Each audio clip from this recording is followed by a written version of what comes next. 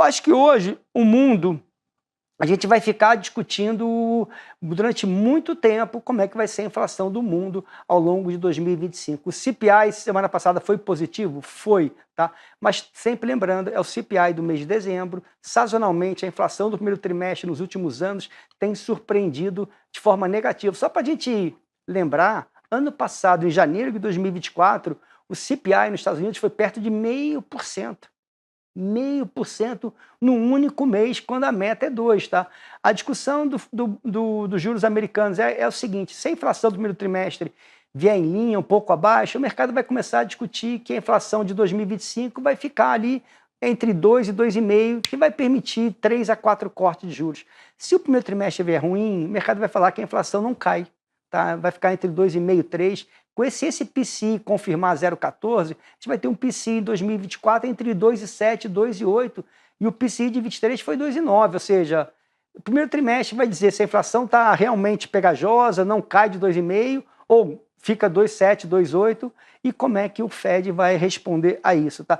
Juros americanos 10 anos é feriado, tá? O que eu fiz questão de passar, olha a mudança que estava. Na segunda-feira passada, o juro americano 10 anos era 4,80. Aí veio o CPI. O CPI veio construtivo, o mercado se animou com a volta da tese que o Fed vai poder entregar os 2 cortes de juros, sempre importante. Até aqui, a discussão era clara, o Fed talvez não corte os juros, e talvez o próximo passo seja subida, conforme forem os números de inflação. O que eu quero passar para vocês, essa discussão, que o próximo movimento do Fed talvez seja subida, não está, na minha opinião, não está mesmo aposentada. No curto prazo, o mercado está surfando o CPI positivo, que provavelmente vai gerar um PCI na faixa de 0,14.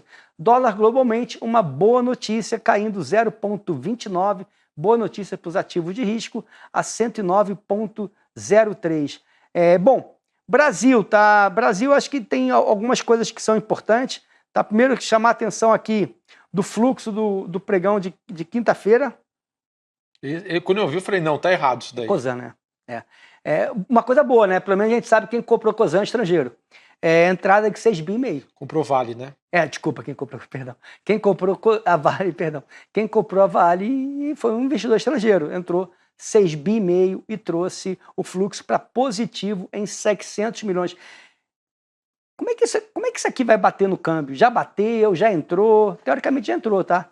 Mas 6,5 bi de entrada em um único dia. Isso aqui tem nome e sobrenome, que é a questão da Cosan. Bom, Brasil, tá? Acho que Brasil, a gente viu a entrevista do Haddad na sexta-feira, acho que cada um tem sua opinião, achei uma entrevista que é mais do mesmo e confronto. Tá? Em vez de admitir a situação, preferiu partir para o confronto, nós contra eles. Eu acho que ali não era lugar para partir para nós contra eles e agenda. E para mim a frase mais marcante é aquela quando a Thaís Herédia apertou em relação, você não está preocupado com o crescimento da dívida PIB? Tô. Pô, mas qual é a sua estratégia? Perseverar. Ou seja, mais do mesmo. Tá? Mais do mesmo, tá? Eles continuam achando que eles estão corretos e que eles estão submal avaliados e que estão cometendo uma justiça com o governo atual por causa de viés. Afinal de contas, a foto do Brasil é bonita e ninguém fala da foto, só querem falar desse maldito filme. E o filme realmente é um filme que as pessoas se preocupam principalmente com qual vai ser a inflação de 2025. O fato é, Haddad, na sexta-feira, deixou claro que a estratégia é essa e quem manda é o Lula.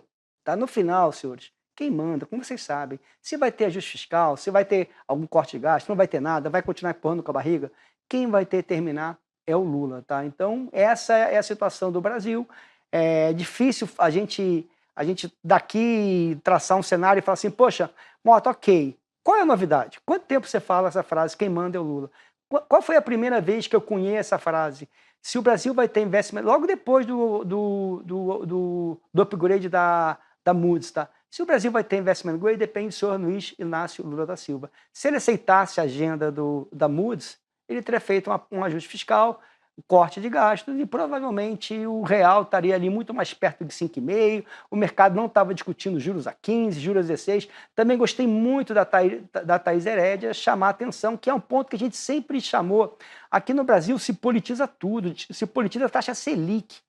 Como se a taxa mais importante fosse a Selic. Não é, senhores. A taxa mais importante é quanto que um país paga para se financiar. Tá? É surreal, né? Mas o Brasil paga 15%.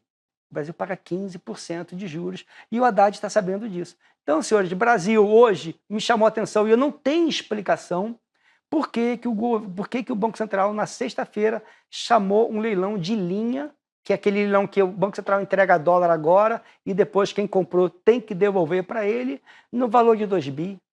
Leilão de linha, não lembro a última vez que teve um leilão de linha, que na verdade é prover o sistema de liquidez, em pleno janeiro.